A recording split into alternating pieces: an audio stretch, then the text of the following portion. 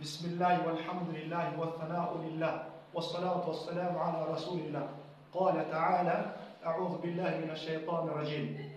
ويطعمون الطعام على حبه مسكينا ويتيما وأسيرا إنما نطعمكم لوجه الله لا نريد منكم جزاء ولا شكورا. ndashimira Allah subhanahu wa ta'ala, sabira Muhammad amahoro n'imigisha nabe mu rugo n'abasanganye duwe beza n'abamukurikiye n'abazabakurikira mu bugizi bwa neza kuzageza ku munsi wa nyuma. Dusomye aya za Qur'an ziboneka muri suratu Al-Insan aya ya 8 ndetse na aya ya 9. Allah subhanahu wa ta'ala arimo kuduha amakuru y'abakiranutsi, uburyo kibawagaho n'uburyo kibakoraga ibintu byabo kubera Allah subhanahu wa ta'ala.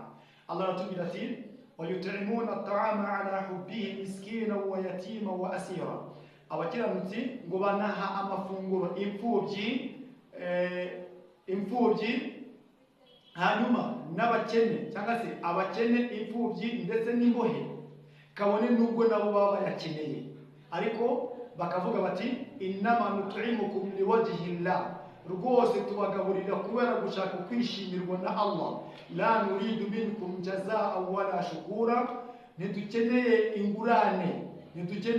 ingurane cyangwa se ishimwe kuri mwebwe. Aba bantu rero bagiye bakora kubera Allah subhanahu wa ta'ala, ndagira ngo umere nkabo, kubera ko uno munsi nushaka ishimwe ku bantu ntabyo uzigera ubona, ni neza uzayihagarika. Muvandimwe, uramutse ufashe imbwa cyangwa injangwe ukayitaho ukayigaburira mu minsi 3 gusa, ntabwo ishobora kuzakwibagirwa mu gihe kingana n'imyaka 3.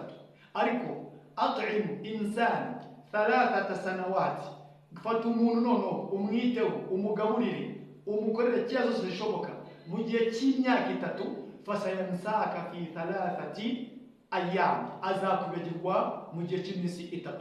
Uku rero kugira ngo ubone ituze unakomeze gukora neza utitaye ku bihembo ku bantu, uzi ko Imana izaguhemba, kora neza kubera Allah subhanahu wa ta'ala. Ineza ntiyibagirana, ikibi ntikibora, kandi ugirirwa ineza n'uwo yagiriye abagira Imana. Kora wigendere, ibihembo uzabisaba ku Uwiteka Allah subhanahu wa ta'ala. Assalamu alaikum wa rahmatullahi wa barakatuh.